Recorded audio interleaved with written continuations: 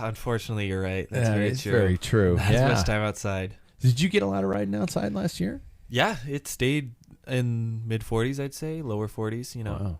Okay. No, except for that one day we had. I don't necessarily like that. That was a fun day, a skiing day, or Yeah, exactly. I remember Terrifying. all those photos. Yeah. So just to let you guys know, I'm not going to play the theme intro tonight. And for those of you listening to us and watching us live, I'm not going to play the theme intro to it tonight because I've got 2 people on a Zoom call tonight, and I don't want to blast the theme into their ears because it is all on the same computer, and I can't control that level just well enough. So the last thing I want to do is destroy them. But before we begin, you guys, a few mentions and announcements. First of all, mentions. Let's hear it for Gooder Eyewear, everybody. Yay, Gooder Eyewear. The home of all the fun, function, and affordability. Preparing for indoor riding with massive fans drying your eyes out worse than Rowan Dennis's sense of humor? Well, get some Gooder gamers on your face, everybody. Clear blue light blocking lenses that save you from looking like a Paris-Roubaix finisher with red eyes that would make your mom ask if you were smoking dope. Gooder.com, everyone. Scratch Labs, people, the home for the return of the Spice Cider Hydration. Just in time for cross season, keep warm with the best flavor of the fall. Screw pumpkin spice. Get over to scratchlabs.com and grab a seasonal favorite before it's too late. And you're stuck with a hot cup of strawberry lemonade that you had left over from a summer supply, which would be disgusting. Hot summer lemonade. Finally, Athletic Brewing, everybody. Get to packfiller.com, click on the Athletic link, and if you buy some brilliant non-alcoholic brew today, you and your winter beer belly will thank me. And finally, an announcement. The 2021 Club Packfiller has come to a close. Don't be sad. Thank you to everybody who participated. You might have noticed you received a notice saying your dues have been canceled. It's not that we hate you and we kicked you out of the club. No, but get ready for more fun ways to get some swag, spread your love for the Packfiller, and more in 2022. Let's do this. This is where I would pause to play the theme. I'm not playing the theme right now because I like the people who are on. Just use it. Sing it. Yeah. I was kidding. Yeah. Well, it happened, everybody. It was dirty. It lasted forever. It was oh so satisfying, and it was epic. And we are going to talk about it. It's time once again for the Packfiller. Yeah, you got the references there. I was doing. We're a bit separated tonight, but no matter there. So for introductions tonight, I'm once again going to place the ball in everybody's proverbial laps. So here's what I want you guys to do. I'm going to introduce you guys, and then I'm going to ask you guys for your guilty pleasure movie. The one that you watch when there's nothing on and you just want to sit back and enjoy, shut off your brain kind of a movie. You might not even tell people that this is the guilty pleasure movie you want to watch. So Can you have 3? No, you only have one. You only have one. Can I say 3? No. It's a timed podcast, Jack. Okay. So quick. I say them quickly. Jesus. First and foremost, he is on Zoom tonight, but enough of that. Mr. Paul Main. Paul, how are you, man? I'm doing all right. What's your guilty pleasure? Yep. What's your guilty pleasure? Yep. I have to say Caddyshack. Really? Yeah. I was expecting Lebowski, but okay. Yeah, I could watch that forever, but that's not really that's top-notch movie. I don't consider that embarrassing to say. True. Guilty pleasure. Yeah, very true. That's a quality movie. Okay. But Caddyshack was pretty crappy, but it was funny. Where the term red farts came into real realm. Second of all, he's actually here. Mr. Jack Broadhead. How are you, Jack? I'm good. What's your guilty pleasure movie? The Matrix, I guess. But that was what you were all excited for? Are you going to say Raising Matrix Arizona? 2? Matrix 2 and Matrix 3? No. You picked the Matrix. Wow, okay. Why not? Third, he's not here enough, if you asked his mom. Mr. Jackson Bulger, how are you, man? I'm good. I would say my guilty pleasure movie is I think it's really not that good when you grow up and realize that it's really not that good. It's called Premium Rush. Oh, the cycling movie with what's his name? Joseph Gordon-Levitt. Joseph Gordon-Levitt. Yeah, Pretty he's a cheesy. Bike messenger. Yeah. It's what got me into cycling, though. Yeah. So. Big debate about brakes on that one, Paul. You might want to know that one. So yeah. And technically, I'm saying her last because she deserves the best for last. She's back. She's an actual expert on things. So let's welcome back to the show, Miss Mariah Rook. How are you, man? Thank you. I'm doing well. How are you? Good. So you got a guilty pleasure movie? It's actually really seasonally appropriate. It's Practical Magic. Oh, okay. I have a confession to make. I have not seen that one. That's the one with the three witches, right? Bette Midler. No, No. I think that's Hocus Pocus. Hocus Pocus. So what's Practical Magic? It's with Sandra Bullock and Nicole Kidman. Oh, ooh. It's based off a Alice Hoffman book, which is kind of my guilty pleasure author as well. Okay. All right. Hi, everybody. I'm Pat Bulger, and I have to go with Tropic Thunder. I know it might not stand up to today's ethical standards, but that's what makes it a guilty pleasure movie. It's so stupid, and I don't know why. I love it when people really overuse the F word, and they use it about 5 million times. I think they use the F word more times in Tropic Thunder than they do in Scarface. I'm going with that. So let's catch up with Amariah first. So I don't know if she knows I'm going to do this to her, but I'm going to just kind of get everybody caught up to how things have been with you. For those of our fans of our show who might not follow you on other platforms, how's your summer and fall been in terms of your cycling life? It's actually been slow. I bought my first house. Which that process during this market in general is pretty stressful. And then we moved in and repainted, remodeled for about a month. So I didn't do nearly as much riding as I wanted to. But all the bikes are moved in, which means I'm officially moved in. And I did a few good trips, just, overnighters and short, close to home things. But yeah, I really, this may be my lowest mileage ever year. Oh. Well, you can blame COVID for that if you have to.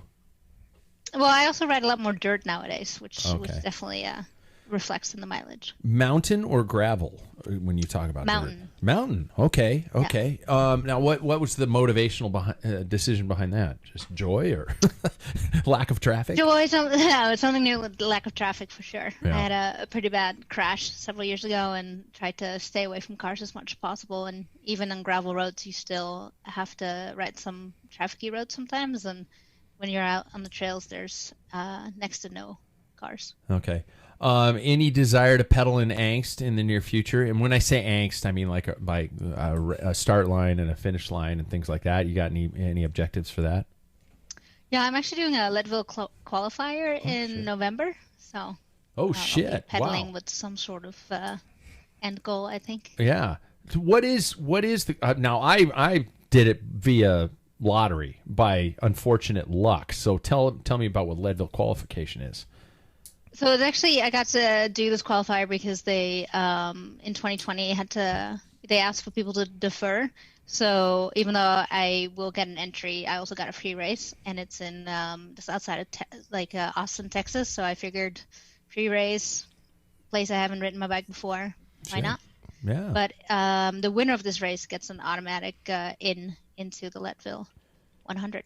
Okay. What kind of distance is it? It's obviously not the full length. It's not 100 miles, it's 60 miles. Okay, well, shit, that's still pretty long. Yeah, that's still pretty substantial. So yeah, like I said, I haven't been on my bike much, so we'll see how that's gonna go. And my last question before we get into the show in earnest, can you put proof to the rumors of an eventual Portland World Championships? Have you heard anything? Can you give us any? It's a pretty active Instagram account. Yeah. I wish it to be true, but I don't think it doesn't hold any weight as far as I know. Damn it. Jackson's got his arms crossed. He's kind of in pouty mode. Yeah. We're just like, because what's the park, Jackson? Forest Park up in there would be just so, the hills up in there and then the rolling roads. Just my time riding up there would be, oh my God, what a world's course it would be. Yeah. It'd be great and would be far less controversial than Arkansas will be. Yeah. Or where's the other one that we just found out about? There was. Oh, wasn't it Rwanda? Yeah, Rwanda, which is got a lot of stuff going on behind it. Gentlemen of the panel, how has the riding week gone? Let's start with Paul online. Paul, how's your riding week been, Chief? Well, I got in Saturday and then had to stay home on Sunday, so just Saturday was my only ride. We did get to ride with a cool guy that we met that's from the Ukraine that moved up in Spokane, and that was kind of fun. But it wasn't a long ride, so yeah, not a good week for me at all. I'm just looking across the bar at Jack. Jack, how's your ride week That been? was fantastic compared to Paul. I got the same ride in. Yeah. Well, A little shorter. A little shorter. But Jack, you were back on the bike, and we can honestly say that everybody just who's keeping score, 6 more signs to the apocalypse. Jack's been on his bike, and who knows what else is going to happen, but things might go to shit soon. Yep. Yeah. Yep. Another. We've had a plague, so that's maybe the second sign. Snow in October. Snow in October. We haven't seen that one yet, but. Do you have any ideals Goals of or a future aspirations? of a 2-wheeled future? Sure. Yeah. All right. Yeah. Can leave it at that. I guess you can. Yeah, man of no words. Jackson Bulger, how was your ride week? Pretty much the exact same thing. I've gotten Zwift and everything set up, which is good. So I'll be able to actually ride that because after today, it doesn't seem like weather's going to be really within our favor. Yeah. So gonna start transitioning towards that. But other than that, yeah, I just did Saturday. So Yeah, I'm one ride in too, and that's I'm at the same point. I am supposed to start an indoor and strength plan this week. Strangely enough, I thought I'd try out that new Wahoo, the X Sufferfest plan and just see what it goes off. I'm going to start out pretty slowly, I think. I think a rest might be kind of a good idea. I remember back in the days when that was the deal. You were supposed to do that. I do have a mild, selfish announcement to say that I bought some power pedals. I did. I bought those Favero power pedals. So hopefully they're going to come through and work really well. So I'm nerding out. So let's get to some of the news headlines before we digest all that was the Paris-Roubaix weekend, you guys. This is where I usually play the news theme, but I'm not going to do it again because I don't want to blow out the ears of our friends. The retirement train is boarding, everybody, with the most recent announcement of heading off into either the coach, team director, shop owner, product endorser, or whatever it might be by Nicolas Roche. The amount of notable names for the peloton continues.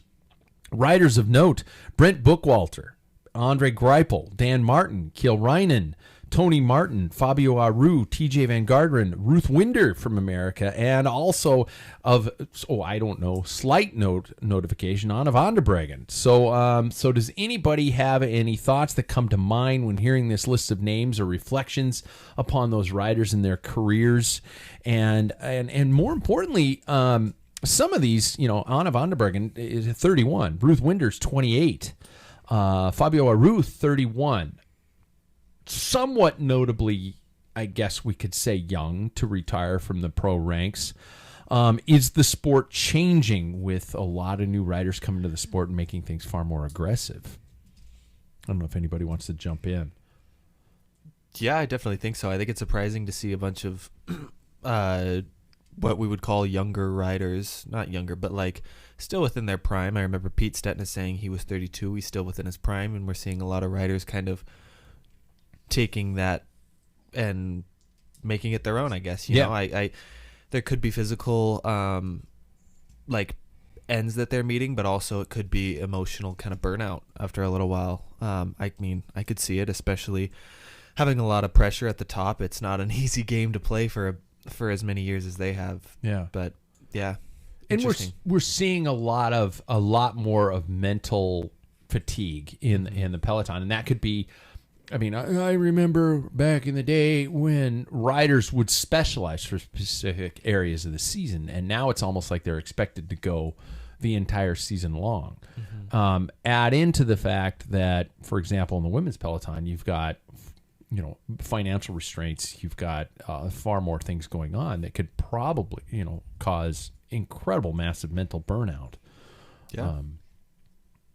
And on the women's side, if I can jump in, please do. There's a few more names like Chantal van der Broek-Blaak, who, along with Arne van der Breggen, have been racing since they could race. So we're early teens. Yeah. And so for them, it's been a pretty long career. And then there's the biological clock that does start ticking at some point. That if you do want to have babies, start a family, like you have to decide as a professional athlete when that time will be, because your body needs a few years to get back to normal. I mean, these women, they're so lean, they don't have normal menstrual cycles if they even have them. So they actually, it takes quite a bit of planning to decide when they stop, and you see them stop earlier, and I wouldn't be surprised if some of them come back also. We've seen that happen. Lizzie is back, Kristen Armstrong. There's been quite a few that have come back after having babies. See, and it was so funny. I think I saw a headline post in my newsfeed today talking about writers and how they juggle family and life. I don't want to turn this into a how dare they type of a podcast, but just thinking about the fact of, oh my God, how do these writers manage to keep everything going at home? But then it's like, well, how do they actually fit into the schedule where they have to plan on having a child and putting that all into the perspective is far even more above and beyond. The aggressiveness of the Peloton both also seems to be much higher than it was. Paul, we've talked at length about there used to be this chain of command, so to speak, the patron of the Peloton, or something like that, where you didn't attack until you reached a certain level of expertise, or you didn't ride a Tour de France until you were 23 or something like that. Yeah, and if you listen to all the guys that are retired, some of the reason or what they're saying, this new generation are just full gas. I mean, I think just the way, I don't know, training is approached differently. Jackson and I were talking about, man, like, wow, how much of is he going to take a break at the end of the season and hop into cross? So there's no break. And it'll be curious, since he has a new baby, if he's going to slow down a little bit. There's a little more obligation as you get older. Like Lizzie Digan, when she and her husband had to come to a situation, she kind of wanted to go back, and they both agreed. And he had, he gave her husband gave her 100%, go 100%. I got it taken care of. And that's kind of backing you're going to need when you start having a family. So you wonder, when life starts. Now my cat's attacking me here. Anyway, I got rid of him. Yeah, it's the aggressive riding, which is a good thing. It's making it a lot more fun for us to watch. And I think the old rules of, like you were talking about, Pat, you didn't, if you started early in the tour, you were there to watch and bring up water. Now these guys, like Remco, even at Worlds, there's some people say that he was, although supposedly playing the teammate thing, he wasn't. So, who knows? Yeah. Are there any riders that surprise you guys that they're still going? For example, Vincenzo Nibali, he just won his first race in probably 2 years. Peter Sagan, I hate to say it, and are we going to see, sorry, Jay, are we going to see a lot of riders going the way of the gravel, what do they call it, privateer or something like that? Is that going to be a much more appealing option, especially for those riders who have suffer from mental burnout and want to still be competitive, but not necessarily the rigors of something as severe as a professional career? Well, I think the gravel path is a great way to kind of prolong a career. If we look at a rider like Ted King, he's reaching that age where it's like almost who crashed in the Vuelta really hard? Alejandro Valverde. He's reaching those type of ages. Man, yeah, and you see that. I mean, he got fourth at Unbound with a broken collarbone, 38, 37 years old. So it's like, it's a great way for these riders, if they want to continue on their careers in another way. However, now it depends on which path you choose. Do you want American gravel or do you want UCI gravel? You don't know what you're going to get anymore, because there could be hard on 22-year-old pros that are only gravel. Yeah. So you don't know where it's going to go, because the young guns can stay in the road, but they can also stay on the gravel now. So it's an interesting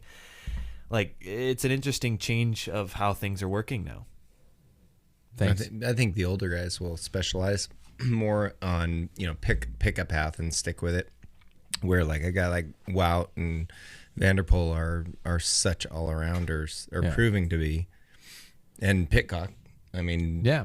it's like, well, okay, I'll just get out of their way, and I'm gonna pick something I can be the best I can be at. You know, if it's a stage race or one race. As they get older, the twilight. Yeah. You go, okay, this is the one race I'm here for. Yeah.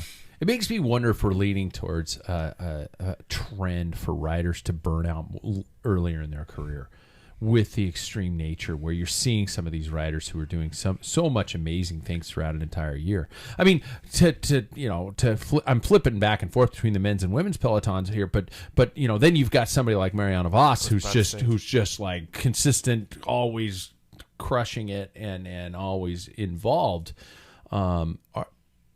There's got to be a lot of mental strain, and I can only imagine, at what point there's a breaking point. How long do we have Mariana Vos left? Mm-hmm. Until she gets tired of it. Yeah, very much so. I mean, someone like her is kind of an anomaly because she's been racing since she was 6. She had to wait till she was tall and old enough, and otherwise she would have started earlier. And she'll keep going until she no longer enjoys it. I think someone like her, though, will perhaps look for going out on top, kind of like Anna van der Breggen did. You don't want to see a rider as iconic as that just fizzle out. Yeah. And I think a lot of riders now are, it's tough. You want to end up on top. You don't just want to fizzle. And the gravel that you mentioned sometimes is an opportunity to not fizzle, to like have a few more, top podium step performances, and then you truly retire. Another thing to note is that after people quit racing, that's when they fall into a really big, mental toughness, like some depression, some hardship, just because they don't know what to do. They've been doing it their whole lives or the majority of their lives, and suddenly, they have to find a new purpose in their everyday life. And so gravel does offer that extension, I guess, or kind of an easing into everyday life. Yeah. You can race at that extremely high level, and then when that starts to fade out, you become, I guess, an age grouper, and just go with that sort of thing. And that's what gravel offers. Yeah. Not For to now. bring up running, but ultra running. Sure. I mean, there's some amazing marathoners that are top, level ultra runners. Yeah. They'll run 100 miles, not 26. So that 100 miles is a method of reducing? Age. Well, I think also, as you get older, your endurance is the one thing that doesn't really go away, or even could get better over speed. Wow. So gravel events, 100 milers, Leadville. I mean, look at Ned Overend. He's not going to do criteriums, but he'll probably continue to do age group and better. Yeah, Ned probably could. Let's be honest. He could do whatever the hell he wants. Yeah. I when I interviewed him for the show, I think I titled it "Superman is Alive." Yeah. So let's get to the biggie, shall we, you guys? A little known event happened in the women's and men's professional peloton. I don't know if you heard about it.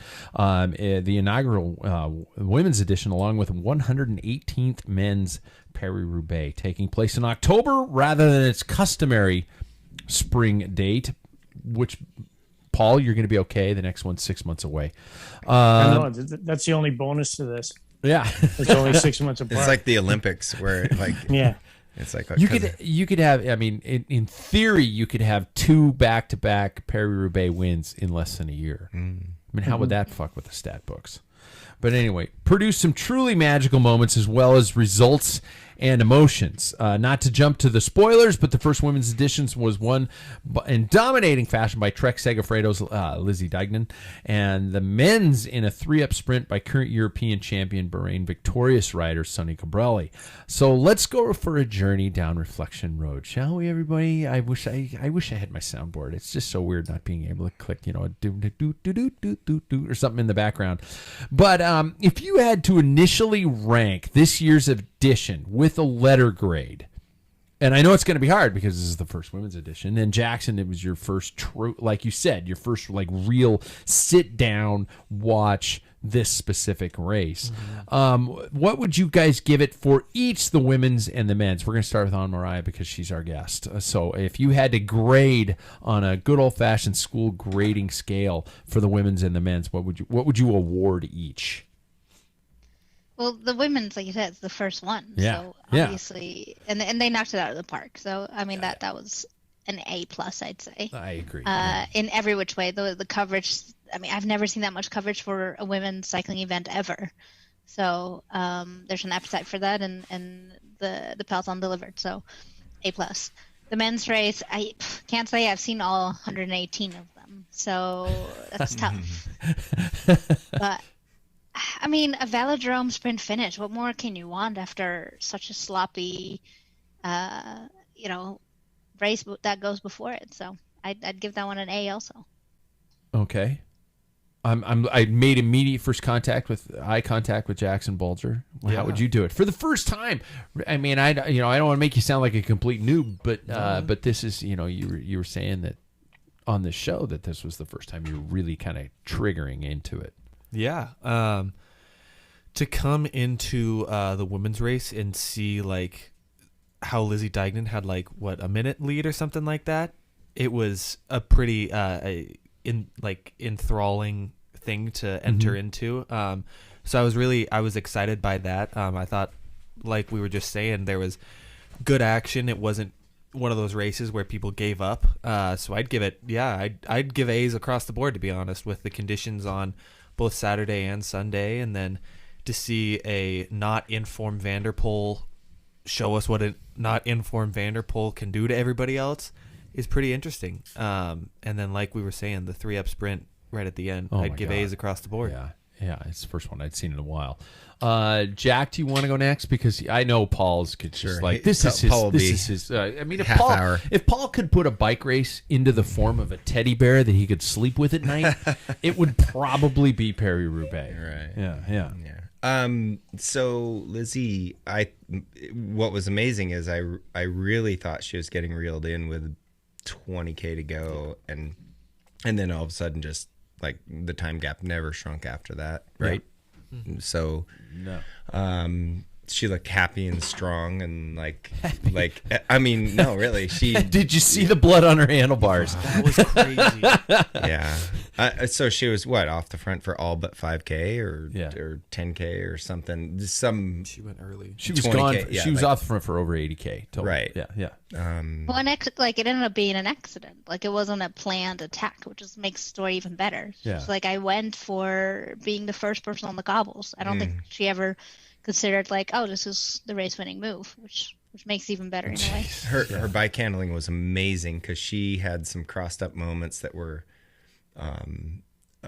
as better than the guys, which doesn't, I mean, she's an excellent bike handler, but obviously when her rear end caught up to the front end sideways a couple times, and you and I talked about it on a ride. I remember it's like going, if she would have stopped pedaling at that point, she'd have gone down. Yeah.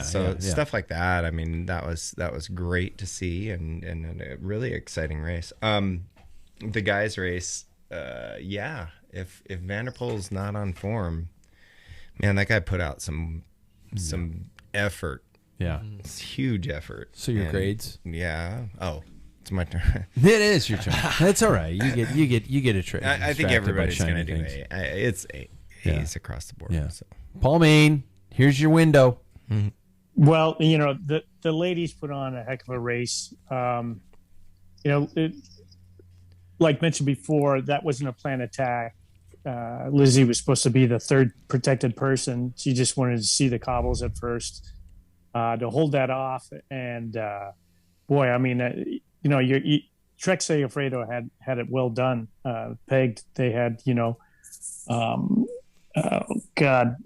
Dyke and Borghini, Elisa. Both of those, those two, unfortunately crashed. So with amongst the other people, when you got somebody out front, just having a clear path, that had to help. It was a great race, and then I'm glad that it turned out, and it wasn't as sloppy, for the first one as the men's race for the women. It was treacherous without a doubt. I wouldn't probably want to hit it, but still it was a good show. And I think the impressive part is here's Voss, who's got tons of world champion cross champion. She was making time on Lizzie on the cobbles, but Lizzie was able to hold her off on the paved, any sections in between. That says a lot for her. And to be 80K off like that, it was a heck of A plus without a doubt. That was a great first year.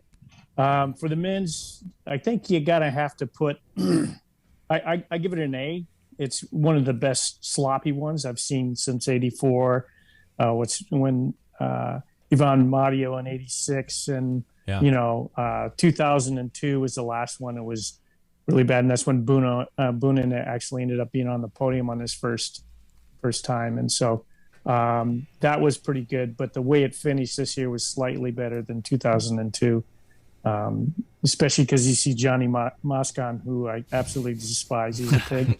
And then have him see him falter. I was just sinking my head going, oh no, I can't believe he's winning. And Pat figured that. And then once he got his flat, year. I knew that things are going to change. So we'll get to the karma police that rang on Johnny Moscone's door.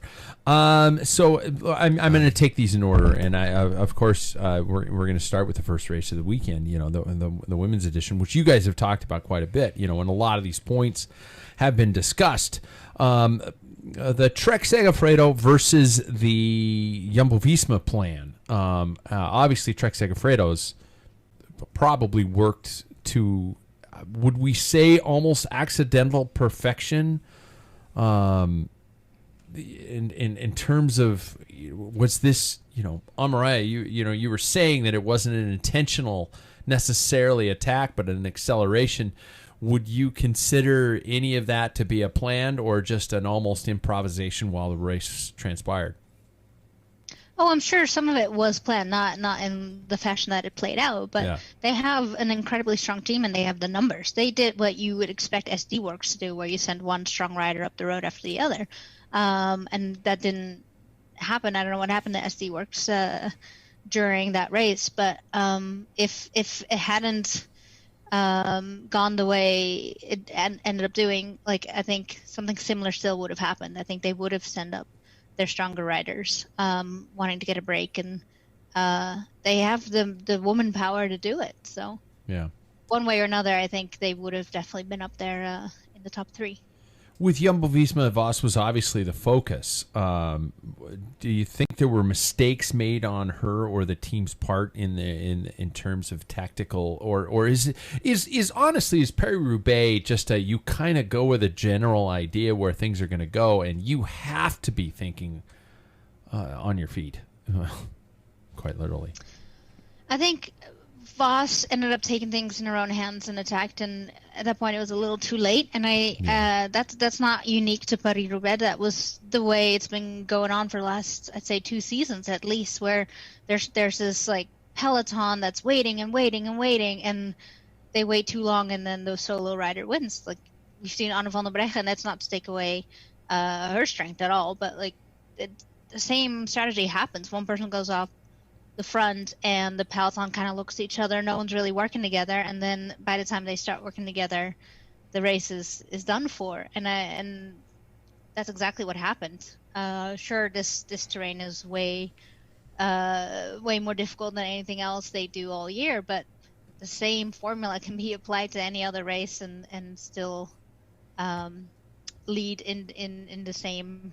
I guess the end result is one rider goes out the front, everyone looks at each other, no one really works together, and the rider off the front wins. And it's been a bit of my critique all season long with the way women's racing has gone.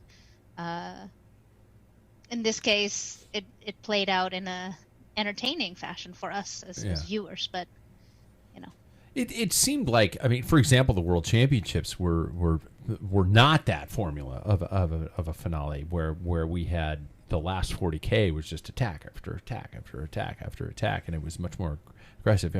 You take into account something like Paris-Roubaix, you're not going to be able to create a perfect scenario like that, because the course and luck is going to play so much more into it. And I'm gonna focus on you here, on Mariah, because I know that you and I kind of spoke online about the prior to this, earlier last week, and I wish we could have had you on as a preview of this show. But talk to me about the significance of this event. And I don't want to just say, you know, hey guys, we've got a woman on, so let's talk about the significance with a woman, you know. But I wanna just kind of wrap our head around what this means for the sport and the development and the advancement of the sport for the women's peloton. Yeah, I mean, a lot of people obviously have been talking about it. The lead up to this event was massive. There was so much anticipation, and media actually paid attention, which has been really nice. But the reason it's so significant is that, you know, it's been 125 years since the first edition, and this race is, you know, it's not just a men's race. It's the hard man, the tough man's race. You know, the toughest of the toughest win this race, and perhaps that's been the delay or the pushback as to why we haven't had a women's race before, and that only the toughest of the men can participate and win this race, blah blah blah. And I think the women showed on Saturday that women are pretty tough, and they can put on a good race, and they can face the same roads and same conditions, and there's something in this, like the traditions and the way this race has been put on this tough man pedestal that came down a little bit, or perhaps it was bolstered by the fact that, you know, bike racers, male or female, are equally tough. I think I would go with the second. I honestly, genuinely thought it bolstered it, and I loved it that it was all happening in the same weekend, the same, you know, venues, the same everything like that, and I thought it really helped benefit it for the entire sport. I wasn't looking at it in terms of guys versus girls, you know, this race versus that race, comparing speeds versus comparing distances and things like that. I saw it as like, freaking we got two races this weekend all over this beautiful terrain, which is so brutal and honest, and to see the speeds and the abilities, and I just thought it made it so much fun. I'd be on course both days, and there was a lot of spectators on course for the women's race, so it's not, you know, I know the coverage gets whatever the distance they cover, but as far as people showing up and being in support of it, that was pretty cool. No one lost out on having two races. You know, I don't understand the pushback on that. You get two excellent and very entertaining bike races on a Saturday and a Sunday. The only people that lost out are people using those roads, perhaps, but it's the weekend anyway. And you know, there's no argument to be made as to why there shouldn't be a women's race. Oh, and I'm sure also. the roads are a mess on Saturday prior to this women's race anyway. People recon and people out. Like you and Paul, they were out riding it anyway. We would have ridden the roads, 2 or 3 days prior. But no, it was great. It filled a weekend full of great racing. Yeah, I will say something that's really interesting is, you know, we are in a time in the world where there's quite a bit of change going on, and sometimes it's really hard to like wrap your mind around how much is really happening in the world, you know, with the pandemic going on. There's a lot of racial inequality that has been around for centuries, but we're now really starting to like hone in on these things. Gender equality is as well, and sometimes like I said, it's hard to wrap your mind around things until they come like to your front doorstep. And I felt like this was something that really kind of came to our front doorstep. In my opinion, it was like, this race is such like a historical race that when you really think about the fact that there's only been a men's race for so long, that was one of those moments where like there is a lot of change for good happening in this world. And that was one, like this race happening was one thing. I saw Mariana Voss's post that was like, this is how like there is a weight to what's really happening this weekend, and it's exciting, and you could feel just by tuning into it, you could feel that like this was a really historical and weighty moment for cycling, for all that.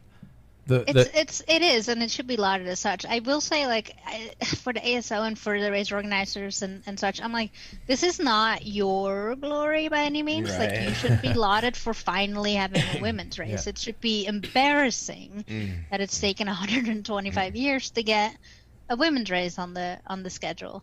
I do think, I mean, for the women racing there and for women cycling in general, it was an absolute victory. But I do want to be pretty clear that this was not a victory for race organizers. It was, yeah. You know, it's about time. Yeah. Yeah. Paul, you got anything? It's so weird not looking straight across the bar and just making eye contact with you. Yeah, I don't know. I like the idea that the women's race was on a Saturday and the men's were on Sunday. I think that gave the women the right, I don't know, this is my opinion, at least the attention that it needed, as opposed to like, okay, just like treating women racing on the same day. And this is just my take. It's like, the Cat 1s and 2s are always the last race to go. And when I was in Flanders, the women's race was before, and it was kind of like people were still kind of coming in because it makes it for a long day if people are going to watch on the side of the road. It's like an opening act. And so when you separate it like that, it'll be interesting to see what you guys think. But it's a lot better to know that watch the women's race, and I've got another Paris-Roubaix the next day. I was in heaven. I thought that was great, and I hopefully, if it works out, other like Flanders should do it, in my opinion. But maybe logistically, it doesn't work out. It's a lot easier to shut down farm roads than it is, public roads. So I don't know. Yeah, I saw a poll, an online poll that was being asked on the day of the women's edition, talking about how races should races be changed, and if so, for example, the distances of men's versus women's races drastically different. Should the men and the women ride equal distances? Should the men and the women ride equal time estimates? I didn't write this, or should we keep it as they currently are?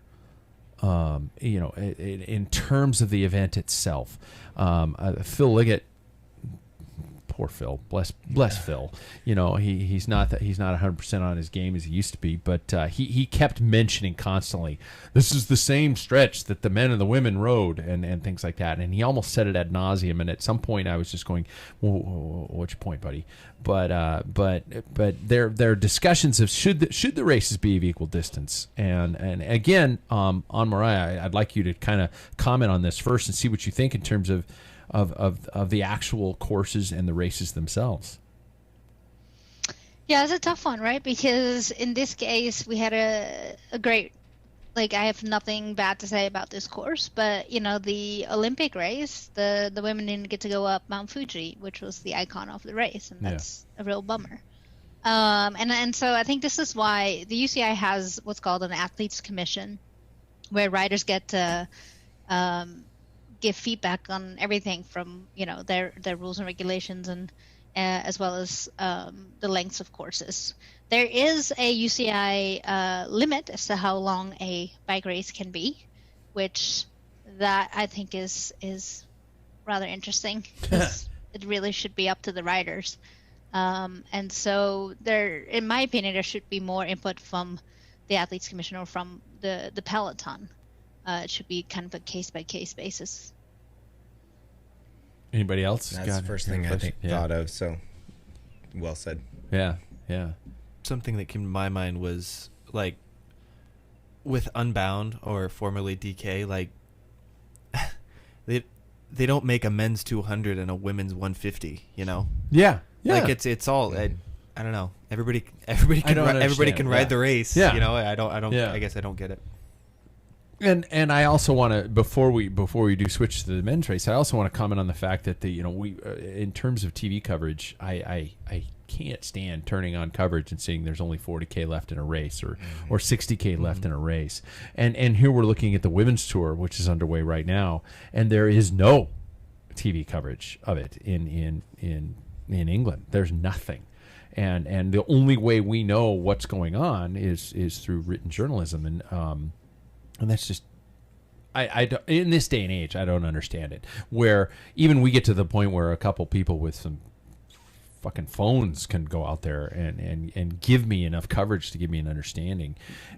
It's not that they don't have the capability to. Do you think do it's something like old school patriarch bullshit from, the old guys have been here too long and it's time to get, some young, newer people on race promotion, Europe, and I'm not sure. Maybe it's just extremely sexist compared to like here.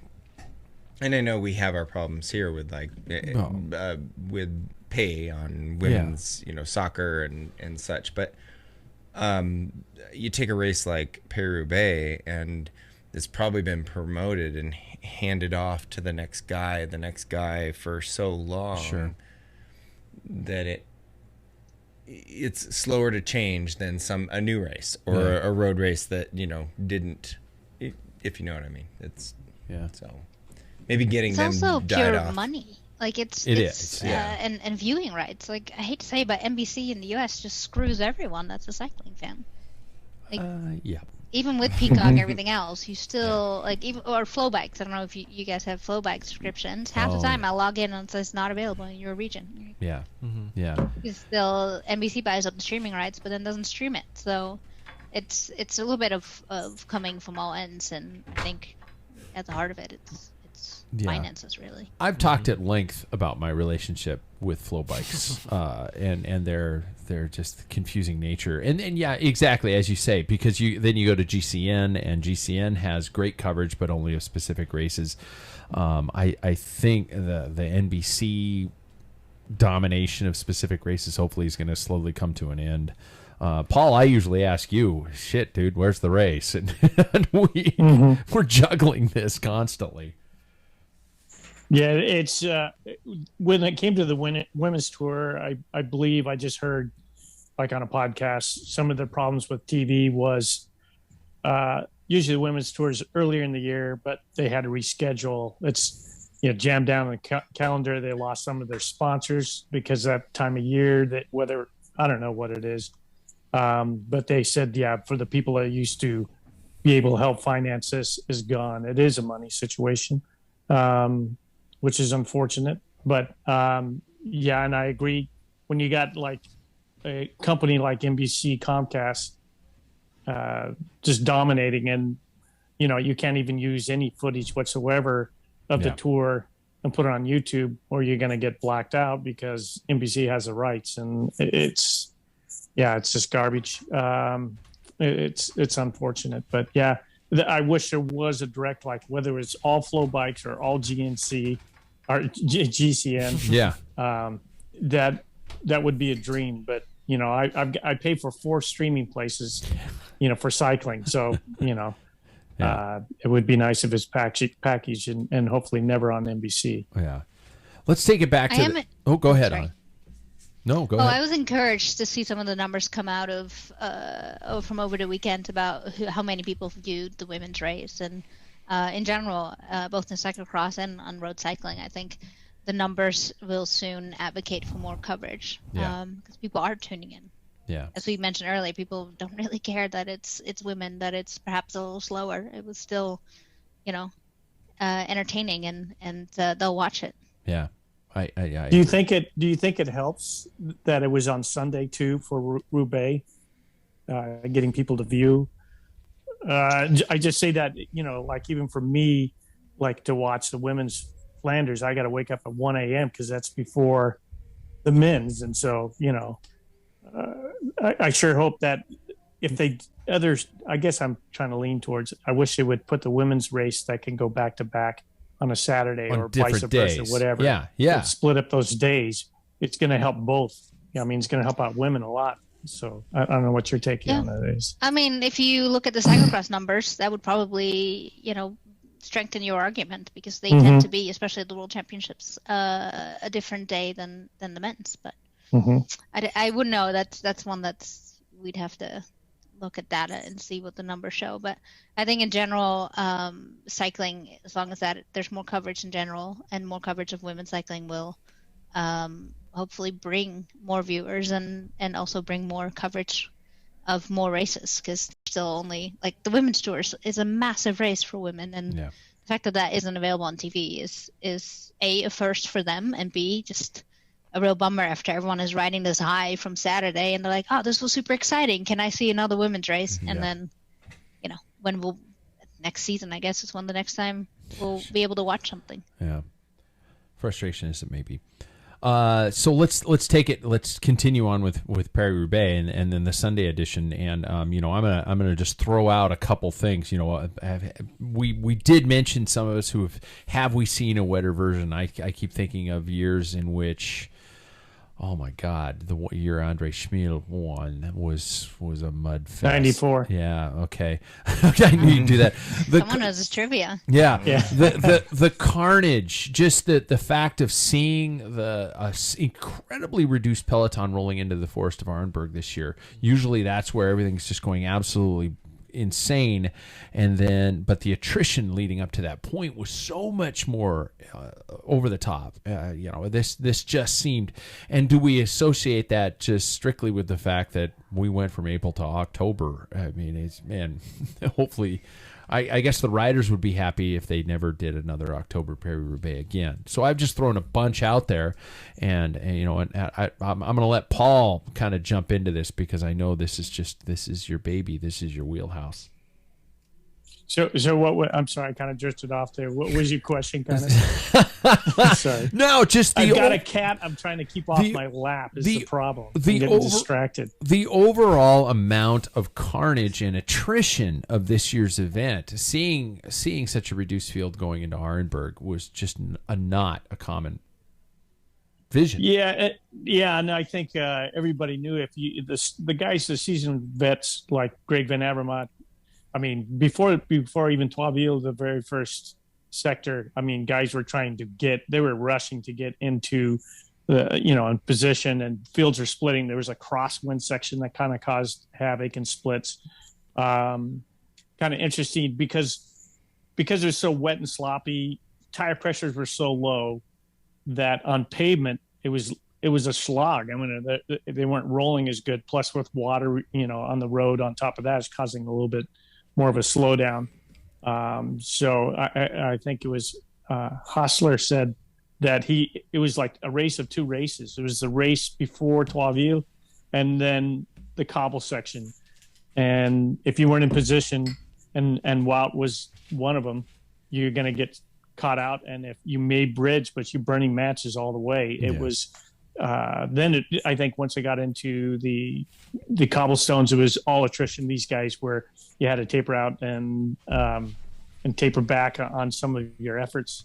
And my personal feeling, that's where I think it was more, instead of being out of shape, but Van der Poel was more hubris than anything else. He was taking extra pull. I just thought no one knows what his capability. He probably doesn't even know how far he can go, so he's probably finding it out. But Colbrelli, obviously 31 years old, a little bit, seen a lot more things, performed really well. And then you had this young buck for Schmier. Oh man, that stellar ride. He's talented. He's, I think, junior time trial champion at one point. He's a classic guy. So 22 years old, performed well. But it was great. You see even some of the guys like, Van Avermaet went down and they caught him looking at the camera like, dude, this is nasty. Yeah. I mean, it was a pretty funny clip. But I think everybody was on that's one thing about Roubaix. And even in the women's race, you get into the cobblestones, you're pretty much on your own. And even Johan Museeuws even said that, you can have a strategy, but once you get in the cobbles, it's every man for themselves. And once you get back off, you regroup until you hit the cobbles again. And that's what makes this race so unique and so cool. Yeah. Jackson, you and I were talking before we went on the air about the as Paul says, the hubris of Mathieu van der Poel in that trio and his just constant work at the top, and then the accusations of a rider like Sonny Colbrelli sitting on and such as it may. Mm-hmm. Yeah, well, I mean, Vanderpool did have a bit of a chip on his shoulder after the Worlds and everything coming in. I think he wanted to do really well. But what he did do was he did kind of pull everybody along. Whether Sonny Cobrelli got a free ride for most of the day, who the hell cares? He still won. So I think Vanderpool did look at a lot of situations where everybody went, you pulled me up here, you might as well keep going. Yeah. Like, he rode it very cross-like. Yeah. So he just churned and sat at the front and churned and that a cross race is 2 hours and an hour. An hour. An hour. An hour. So yeah, he was spent before he even hit the velodrome. Seeing those accelerations he'd make out of corners, and Jack, you mentioned it. You and I were watching it together, and it was just like that is a cyclocrosser coming out of that corner and just hitting the gas and just going for it and just gapping everybody out of those corners. That makes sense. That's where he needs to make everybody else work. The problem is you can't. Cobrelli, for not pulling, he was never asked. He never saw, or at least we never saw, Vanderpool getting pissed off because nobody's taking their pull. He just was glad to sit up front. I would have done the same thing. I mean, that's racing. If a guy wants to pull me up to the break or to the lead, and he's not willing to peel off, why should I try and speed up past him? It's not like he didn't. It's not like he wasn't at the front. There was a lot of times Cobrelli was pulling. Oh, they were all it was sort of, but definitely the most effort was put out by Vanderpool. Yeah. So. Vermeer, what a showing! I wish he would have won. Yeah, yeah. Just because, just 20 He'll years get his old. chance. He will. Yeah, he will. Yeah, he's got youth on his side. I don't know if I need to even ask this poll, but I saw a little kind of a funny post on social media recently, and it was the entire country of Italy praying, please God, can we have a winner of Paris-Roubaix? And God said, sure. And then Italy's watching halfway through the race, and they went, God, we don't mean that winner. Can we have a different winner? And God said, oh shit, let me see what I can do. And of course, I'm speaking of the so loved to be hated Gianni Moscon. Was there any intervention by the Karma Police, and was anybody at the point where they were going, oh, no. Was I the only one screaming at the TV going, please, no? My wife was screaming at the TV like, Johnny Knoxville's in the race? Yeah. Anyway. Yeah. Was there anybody actually okay with the fact that he might have taken it? I mean, I don't think anybody was super happy with the fact that he was up there, but I think talk about the worst luck you could possibly have. Yeah. First you get a rear flat, and then you crash right as the break, or right as the chasers are catching up. He did have probably the worst luck that a bike racer out front could have had in that moment, and I don't think anybody was really that upset about it. Yeah. Yeah. So coming to his crashing, he crashed. He was handling the cobbles pretty good. Mm-hmm. I think you guys probably saw. Once he got that bike changed, the tire pressure had to have been too high. That back end was bouncing all over the place. He was struggling to keep that thing on the road. We thought seat height was and it was the like issue. the next You're stretch of cobbles. He went down twice in that same section. Yeah. That had to be it, and a blessing, actually. So. Yeah, his God bless the mechanic. Yeah. Yeah.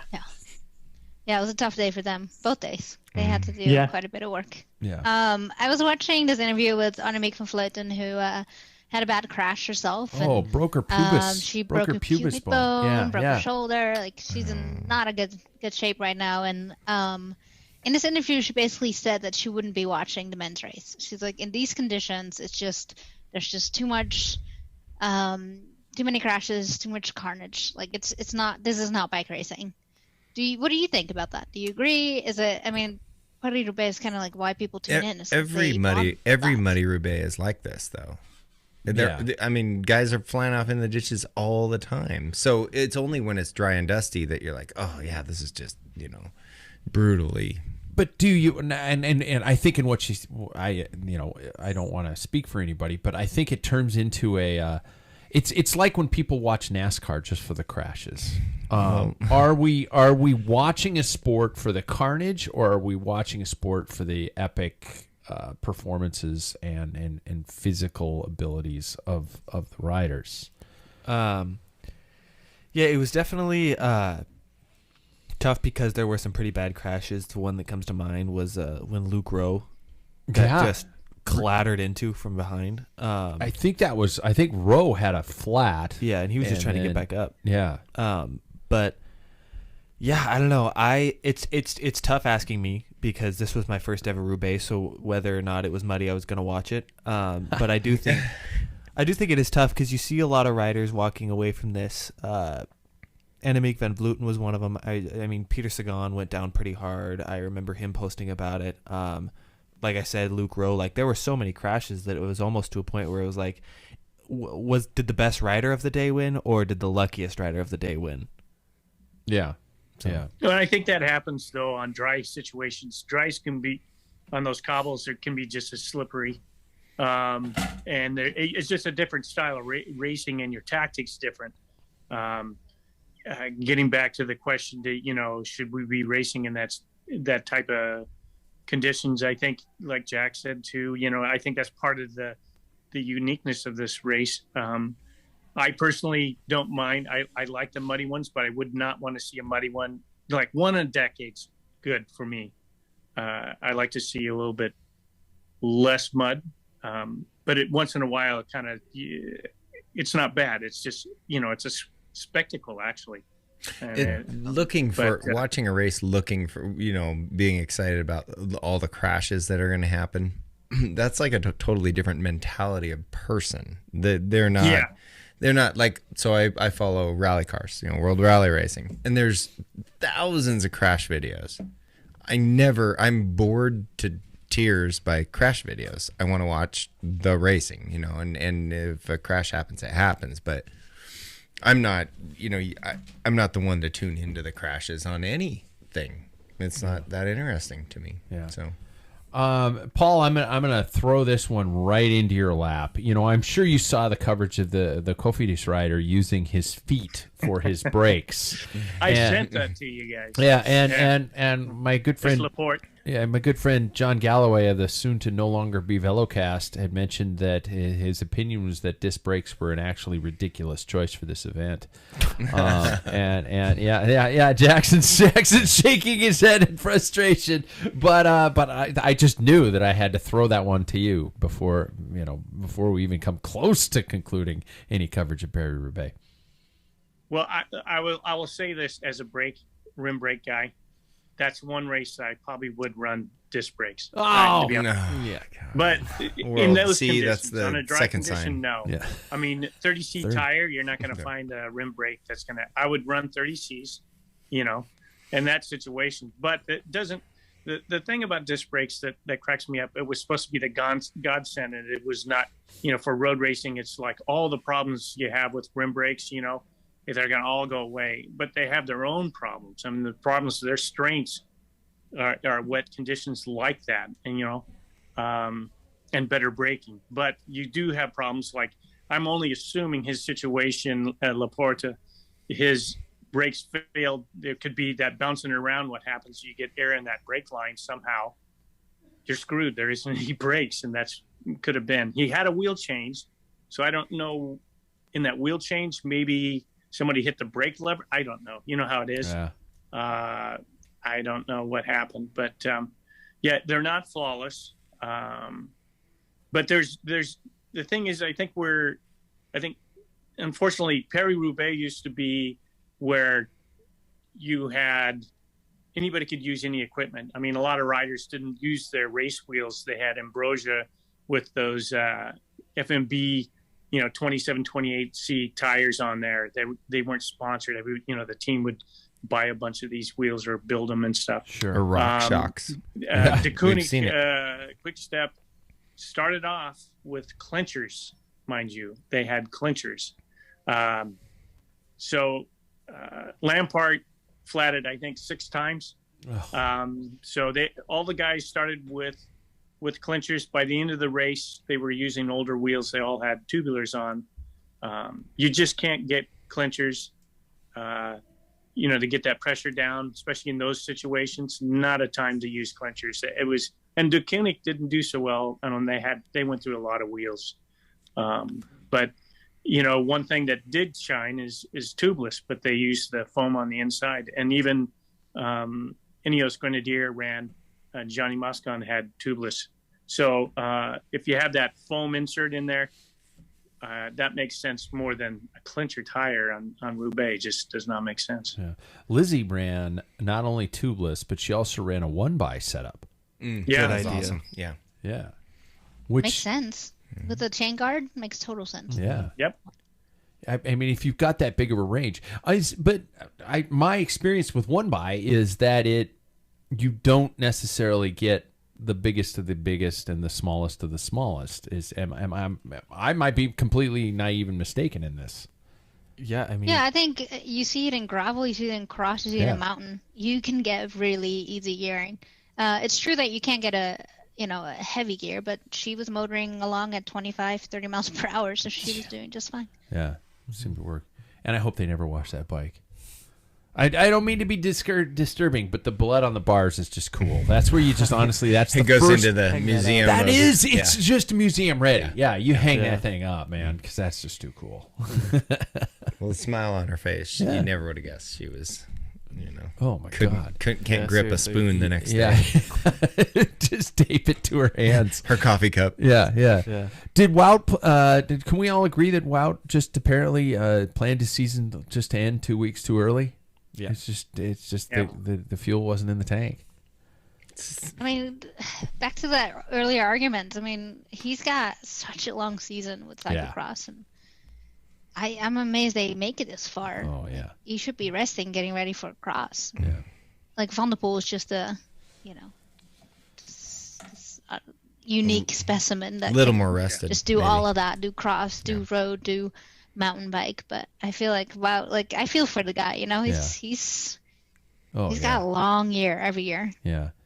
Well, and speaking of Van der Poel, first of all, he's got his grandfather. Second of all, he's got his father. Third of all, how did his shoes stay so Jingle. fucking white the entire That was race? weird. I gotta know how that shit happened. Did he have some Teflon. sort of Teflon spray that we Yeah, didn't know about? yeah, There was an That's article about that today.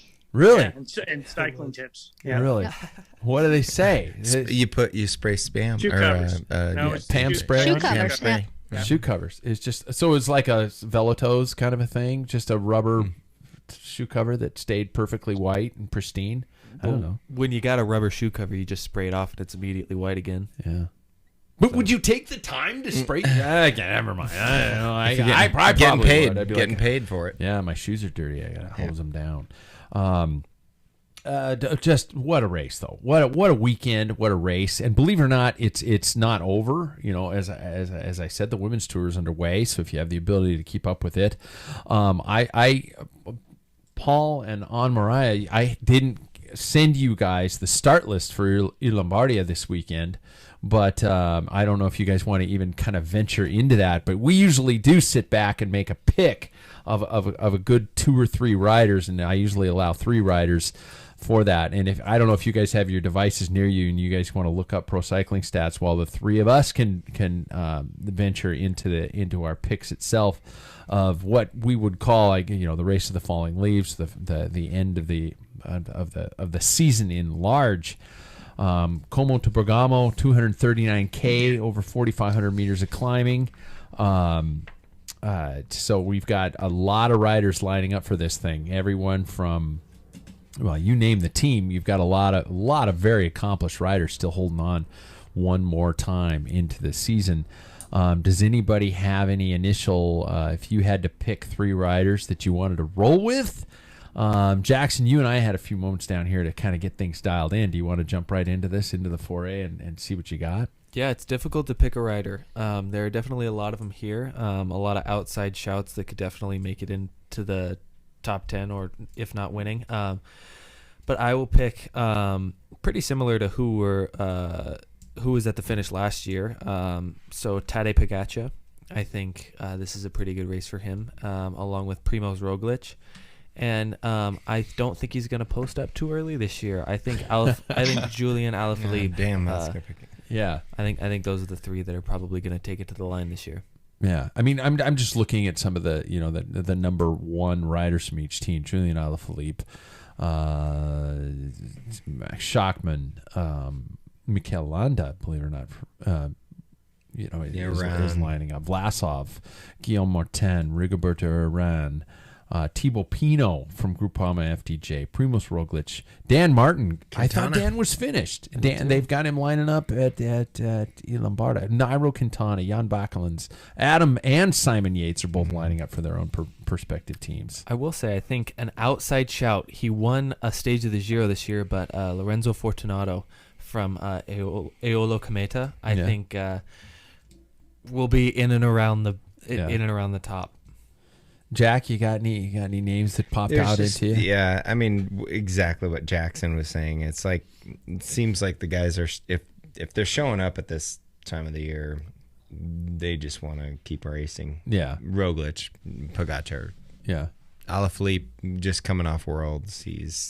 That guy's, See, I like to play he's around. raring. I like to mess with shit. And so I pick riders that I don't think are going to do. I pick one usually, so I pick a Primoz Roglic. But I also pick Mark Hirschi because Mark has just been... Well, he had a horrible flat in the World, so he didn't get what I wanted him to get. And I think Adam Yates is... I don't think we should be done with the bearded Yates. So wait for Yates to blow it, as I always say. Yeah, exactly. It is not long enough. Yeah. Amarai, I don't know if you've had a chance to look at any rosters or any of those names that we had mentioned, but do you have any thoughts on that? Sure, yeah. I think Alaphilippe is going to want to show off his jersey once more before the season's over. And Roglic is, I don't know, I have a soft spot for that guy. He just looks so happy, Man, Vuelta, he loves riding his bike. He was so good at the Vuelta. He just seems like a nice guy, and it's like usually you've got the fast asshole syndrome in a lot of bike racers but he just looks like the kind of guy who'd be like, oh hey, how are you? Yeah, you dropped your glove here. I picked this up and followed you, and I dropped you. Yeah, and I dropped you exactly. Yeah. Paul Main, have you had a chance to give it a gander? Oh yeah, you know me. So yeah, Pogačar won. Well, they got third place. He went on a 120 kilometer break today, and I can't remember, something happened. He ended up outsprinting everybody for third. There was another two that went away, so I'm picking him. And then also I'm going with Remco Evenepoel. I think he's kind of rolling. He won on Monday. Yeah. And then I'm going to go for Jonas Vingegaard, if I pronounce his last name correctly, for Jumbo. Oh, okay. Oh, really? Yeah, Jonas Vingegaard. Yep. Yeah. A little farther down the roster. Oh, okay. Yeah, but remember how well he was one that tour. Yeah. He was third overall. Yeah. Right? Mm-hmm. Is that right? He can climb. Yeah. He was best young. Well, yeah. Can't say best young rider because Pogačar was everything. Can we? I got a couple things to just close out with, because we are approaching the end of the 2021 road season, and are there any kind of reflections in terms of the success of it, the severity of it, the did it keep us going in the time of where 2020 was such a devastating blow to cycling fans? This almost seemed like an unreal season. And are there any? Was this that good of a season? And am I blowing things out of proportion? And I'm talking both men's and women's peloton. Was this that great of a season, or was it just that we were so deprived for great racing with basically a year off? Amarai, I'm gonna let you go first on that one if you have anything. I think it's a combination of both. I think we were deprived, but so were the riders, which brought a little bit new energy and excitement and momentum to the sport. And I think we witnessed some of that in the racing.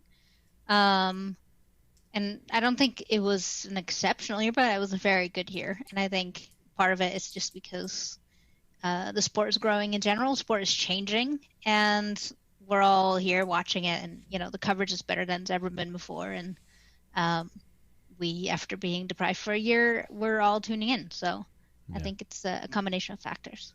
Yeah. Jackson. Yeah, I think the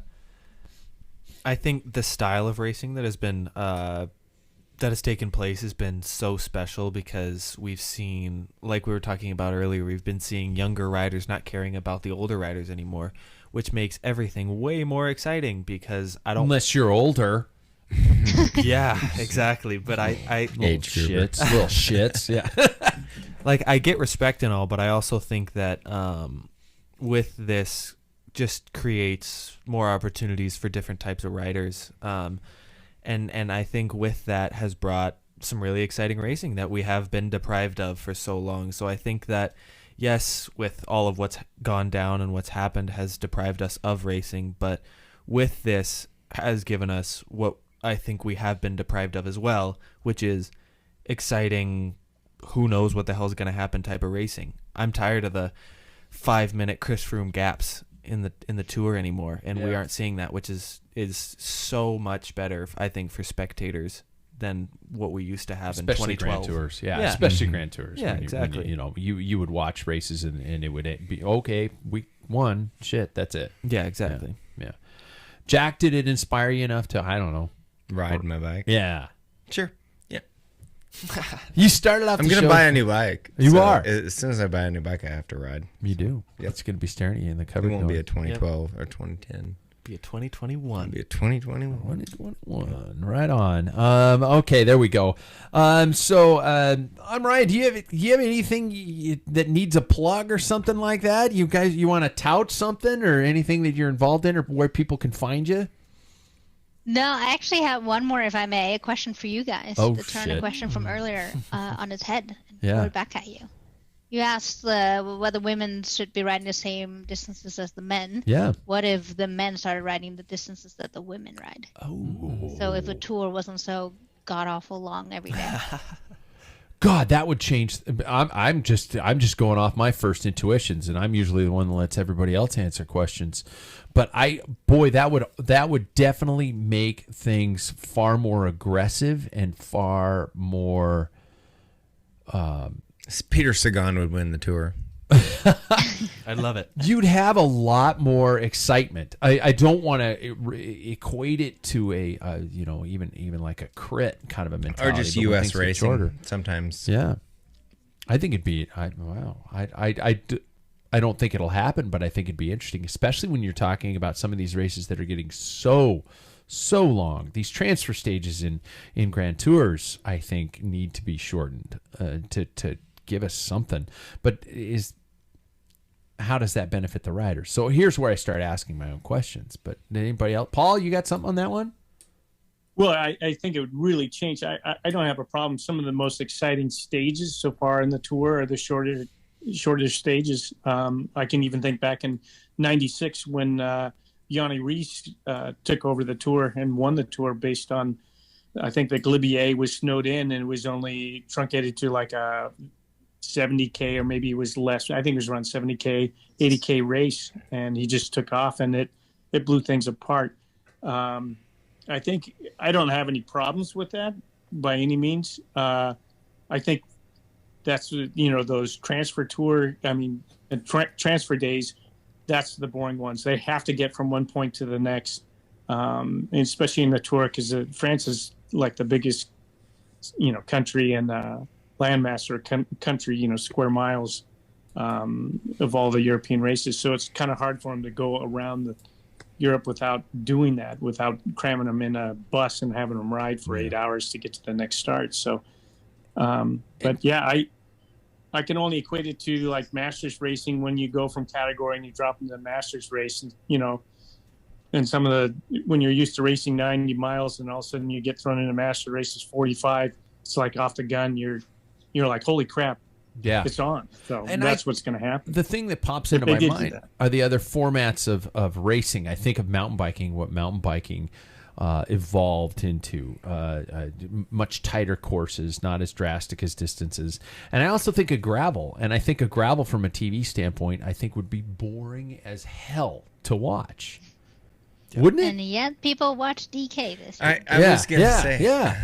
Theirs sucked. But do you think they watched it just simply out of the fact that it was on?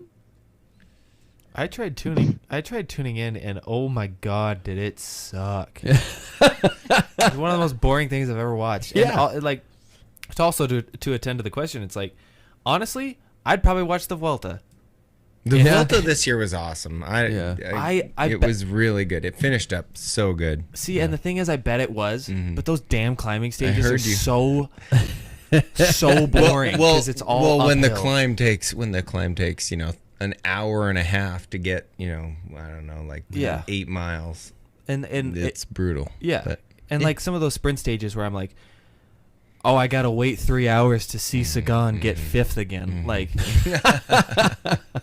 I don't like. I think that would make it super interesting. Yeah. I have a short attention span though, so like, yeah, I don't know. I've watched a ton of, and sorry to go back to this, but ultra running. It's all right, 100 yeah. mile, like Western States, Yeah. and there's a lot of drone coverage. It's one dude running, and Did it drone on and on? Fuck no, I'm like. See how I did that? So I guess I like watching paint dry. Yeah. Personally. Really? Yeah, sure. Yeah. Okay, so back at you. How about your own question back at you on Mariah? What do you think?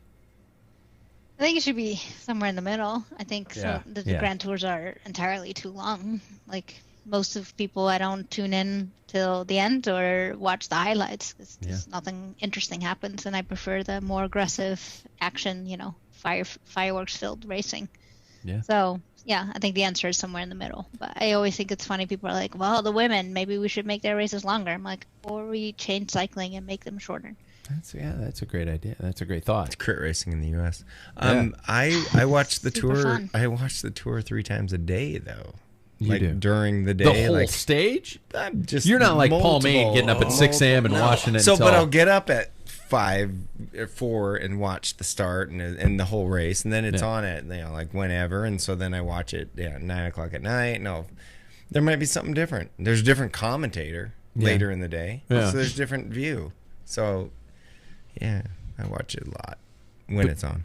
Do you watch every single waking second? No, Paul, you did can't. you watch every single No, waking he has second a of job. Paris-Roubaix? Did you watch every single waking second? Maybe. Paul? Oh, you're talking to me. Yeah. I Yeah. got lost. The cat. No, I didn't. I had to go back from the start. So, typically, nothing really happens. But when you see the conditions that they were in, I had to go back because I turned it on right as they're ending 12U. Yeah. And so, then you see like 1s and 2s coming in, and then the water. I thought, I got to go back. So, of course, I went back and started watching how it unfolded from the start. So, that meant I'd have to get up at 2 a.m. I didn't get to bed till 10 o'clock that night. So I wasn't going to miss just pavement. In a dry situation, like described, it can be quite kind of dry. It'd just be the Koenig controlling the brakes, but this year is a little different. Yeah, okay. Paul, are you in the she shed? No, I'm down in my basement. So Nice. in the TV room That's a that we nice remodeled. place, yeah. That's a electric fireplace that you see in the background. What's your cat's name? But Jack has nothing to do with the show. We've running late on time and everything like that. So, so there we go. I mean, usually we don't spend a ton of time on recap, but I think that race in particular and recap and that this season deserved a little bit of a reflection moment. Even though we did look ahead to Lombardia this weekend, and then I guess we all switched our brains to cyclocross and Zwift racing. Yep. Yeah, Paul said yep. He said yep. He said yep about the cyclocross. Or cyclocross. Yeah, exactly. So, well, first and foremost, Anraya, thanks for coming on. It is good to have you back here. Thanks for having me. It was a pleasure. Paul Maine, do we want to mention why you're not in studio, or is it just a personal? No, yeah. We're good, man, and we're gonna get you back in here. Next week you'll be back here. I'll be ready to roll on Sunday. Yeah. Jack Broadhead, go ride your bike. I'm I did last week. Once. That's better than the weeks Better before. than nuts. Yeah. I'm not riding this weekend. I'm just throwing that out there, guys. I'm going camping with the wife. So there you go. So I guess I just invited people to break into my house and steal shit. There we go. Yeah. I got a key. Yeah. Anybody wants in? Thanks, Jack. Thanks, Jackson. I appreciate it, buddy. And Jackson, thanks for being here, man. Yeah. Even though we're not feeding you, and it's so weird having you leave through the studio door and not going up and saying goodnight to your mom. I know, right? Yeah. Screw that. Wow. Yeah, there we go. And thanks to all the listeners, and thanks for everybody. And like I said, for those of you who are wondering why I cut you off the list in terms of paying me money every month, that's because we're coming up with new and exciting stuff for the next season. So everybody stay tuned, tell a friend about the show, like us, follow us, all that wonderful stuff.